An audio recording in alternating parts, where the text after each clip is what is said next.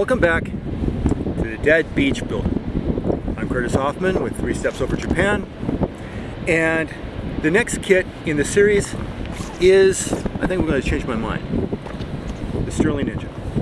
The Stirling Engine was originally built by a Scotsman named Stirling, oddly enough, who was a clergyman and back in the 1800s, and he was very concerned about his parishioners getting killed when steam engines blew up.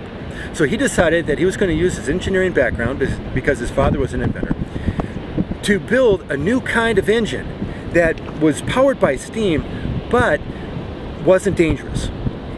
He applied for a patent in 1816, and in 1818 his first kit was, or his first prototype was built and used to pump water out of a construction quarry.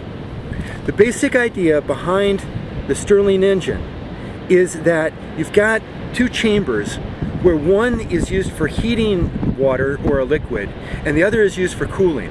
And the path between the 2 chambers allows the fluid to continually go through the process of being heated and cooled, And the heating chamber and the cooling chamber are then attached to some kind of cog system or pulley system, pump system, whatever you want.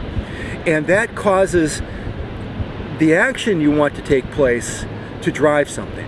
In the case of the original engine, it was for driving a water pump for pulling water out of a quarry.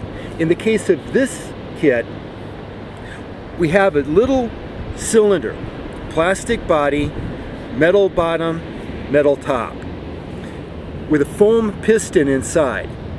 You heat the bottom of the cylinder, and it causes the piston to go up, which then pulls cooler air into the chamber, causing the piston to come back down through contraction, which then gets heated up and the piston goes back up. And this thing is capable of running on a cup of hot water for about 2 to 3 hours.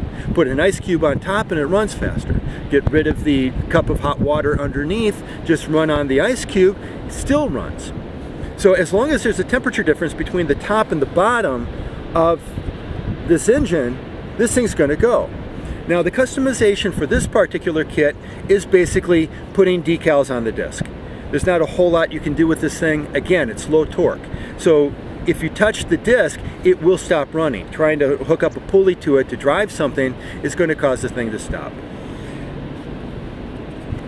We've got a whole bunch of other different stories in the background here, talking about Stirling engines, the history of the engine, the Carnot engine, or the Carnot cycle, which was developed later to explain how the Stirling engine worked, which is now a standard feature of physics classes, thermodynamics classes.